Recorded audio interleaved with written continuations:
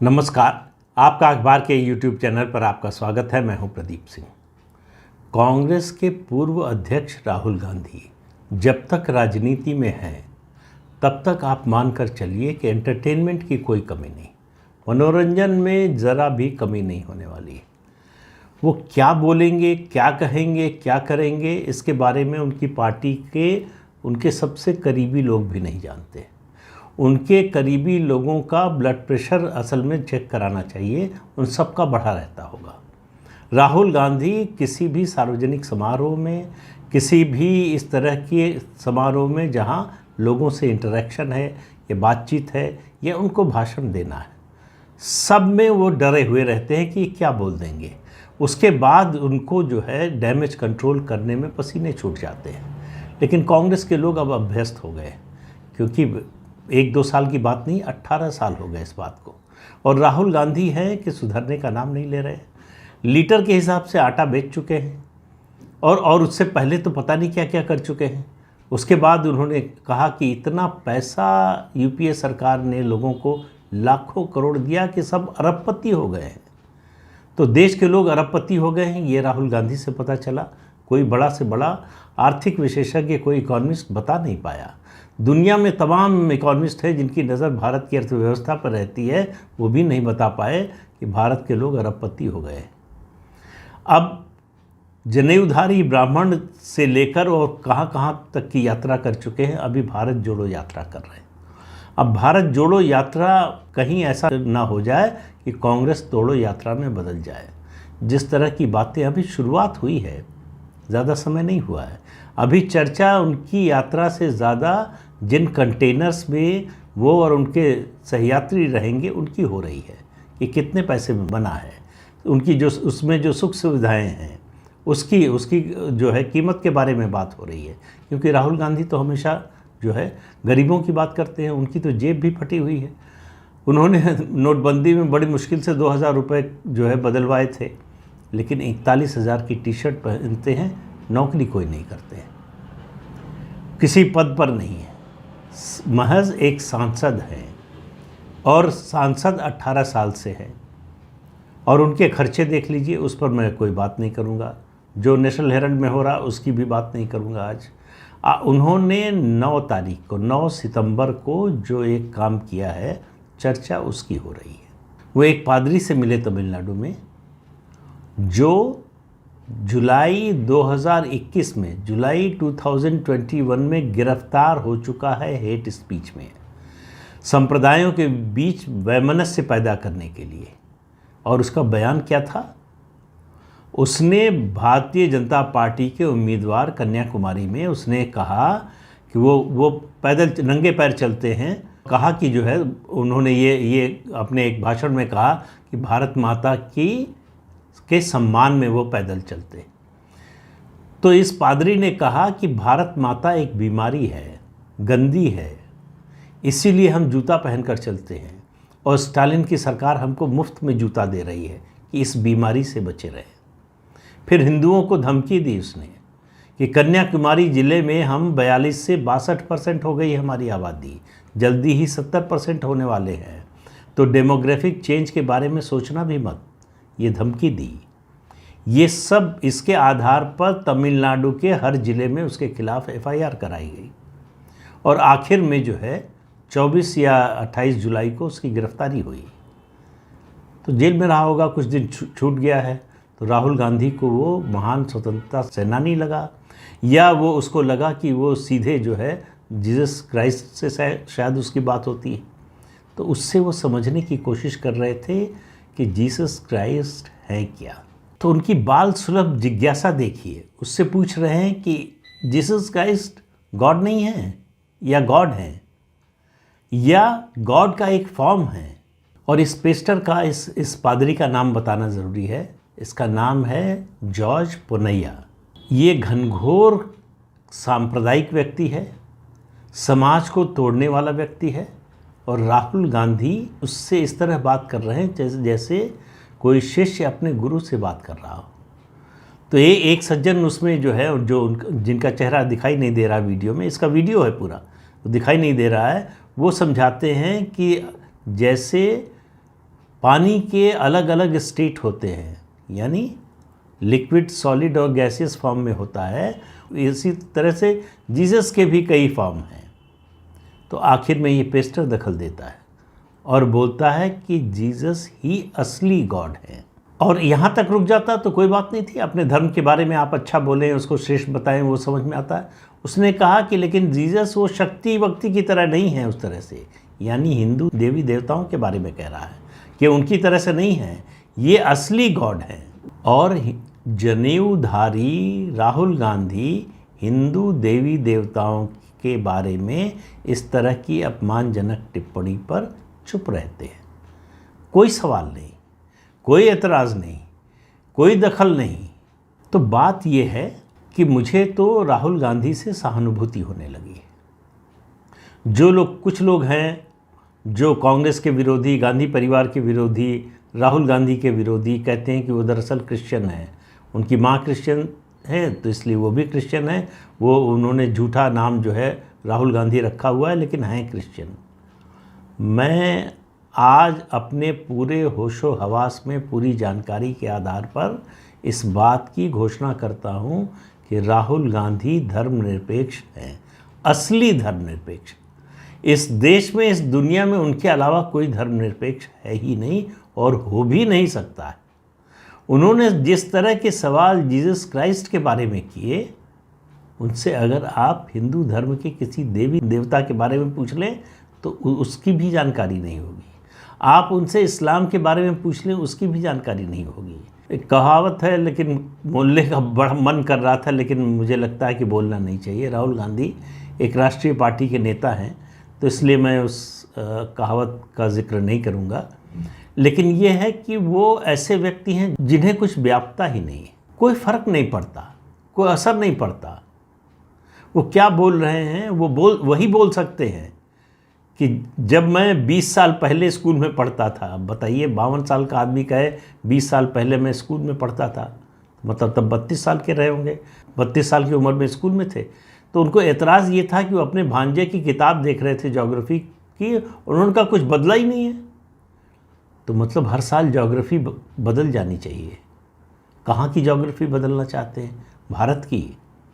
वो तो काफ़ी बदली है। आपके पिताजी के नाना ने आधा कश्मीर दे दिया पाकिस्तानियों को, 44,000 स्क्वायर किलोमीटर से ज़्यादा का हिस्सा चीनियों को दे दिया।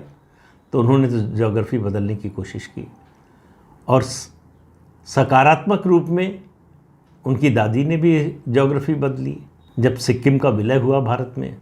बात यह है कि उनकी ज्योग्राफी कमज़ोर है, इतना ही नहीं है, उनकी गणित भी कमज़ोर है। वरना कैसे कोई बोल सकता है कि 20 साल पहले जब मैं स्कूल में था, 52 साल का व्यक्ति ये बात बोल भी कैसे सकता है, और सार्वजनिक मंच से बोल रहे हैं। ऐसा भी नहीं कि मुंह से निकल गया उसके बाद सुधार कर लिया। किसी से भी भाई ज़बान फिसल जाती है। कई बार आप सोच रहे होते हैं जो बोल जाते हैं उसका कुछ अलग संख्या हो या नाम हो, तो इस तरह की गलतियां बड़ी स्वाभाविक हैं, सबसे होती हैं। कोई इससे जो है निरपेक्ष नहीं है, किसी से भी हो सकती है। लेकिन किसी की अगर इतनी कंसिस्टेंसी हो गलती करने में कि लगातार गलत और गलत और गलत करता जाए और कोई अफसोस ना हो, कोई रिग्रेट ना हो, कोई सुधार की कोशिश ना हो, तो फिर समस्या होती है। तब सवाल उठता है कि मामला कहीं और गड़बड़ है। बात ये नहीं है कि उन्होंने गलत बोल दिया, बात ये नहीं कि उन्होंने आटे को लीटर के रूप में बता दिया कि लीटर में मिलता है। बात यह है कि उनको इन सब चीज़ों का पता ही नहीं है, कोई ज्ञान ही नहीं है। मुझे नहीं लगता कि राहुल गांधी ने आटा देखा भी होगा कभी, कि वो सॉलिड होता है, लिक्विड होता है या गैस फॉर्म में होता है। उन्होंने रोटी खाई, उनको रोटी पता है। और कोई आश्चर्य नहीं किसी दिन पूछ दें कि ये रोटी किस खेत में उगती है, ये भी पूछ सकते हैं वो। तो वो इस तरह का सवाल, कोई भी सवाल जिसकी आप कल्पना नहीं कर सकते, राहुल गांधी पूछ सकते हैं।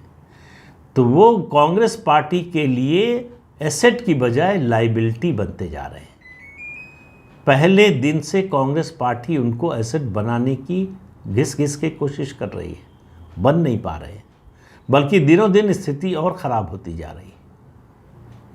जिस तरह की वो बातें करते हैं, जिस तरह का उनका जो है कन्वर्सेशन का तरीका है, और जो बात बोलते हैं वो कभी सवाल का सीधा जवाब नहीं दे पाते हैं।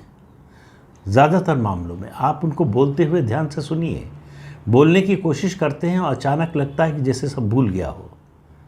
इम्तिहान में कई बार होता है ना, जब आखिरी समय पे आप पढ़कर जाते हैं और वहाँ पहुँचते हैं तो लगता है कि अरे सब भूल गए। राहुल गांधी के साथ मैंने कई बार ये नोटिस किया है कि बोलते हुए, जवाब देते हुए किसी सवाल का अचानक उनको लगता है कि सब भूल गया है। तो कोई एक शब्द, या तो कुछ देर तक वो चुप रहते हैं, ऐसे कैमरे की ओर देखते रहेंगे, फिर उसके बाद जो है कोई एक शब्द बोलकर आगे बढ़ जाएंगे, सवाल का सीधा जवाब नहीं देंगे। कांग्रेस पार्टी की विचारधारा क्या है अगर राहुल गांधी से पूछ लीजिए तो उनके पास जो रटे रटाए 8-10 शब्द हैं, वाक्य हैं, उनसे ज़्यादा वो कभी बोलते नहीं। उनके सारे भाषण पिछले जो है 18 साल के उठा के देख लीजिए कि नफ़रत नहीं फैलाते हम, मोदी नफ़रत फैलाते हैं, बीजेपी नफ़रत फैलाती है, हम नफ़रत नहीं फैलाते, हम लोगों को गले लगाते हैं, अडानी अंबानी का राज है देश पर, मतलब सब कुछ बोलेंगे। जिसका सच्चाई से कोई वास्ता ना हो वो भी बोलने में कोई संकोच होता नहीं कभी। और एक ही बार माफ़ी मांगी है, जब जो उन्होंने ये पंगा जो है, ये लिबर्टी जो है वो सुप्रीम कोर्ट से ले ली राफेल के मामले पर, माफ़ी मांगनी पड़ी, नहीं तो कंटेम्प्ट का केस हो जाता। उसके अलावा वो इस तरह की गलतियां, इस तरह के काम करते जाते हैं, अपनी पार्टी को एक तरह से हंसी का पात्र बनाते जाते हैं, लेकिन कोई फ़र्क नहीं पड़ता।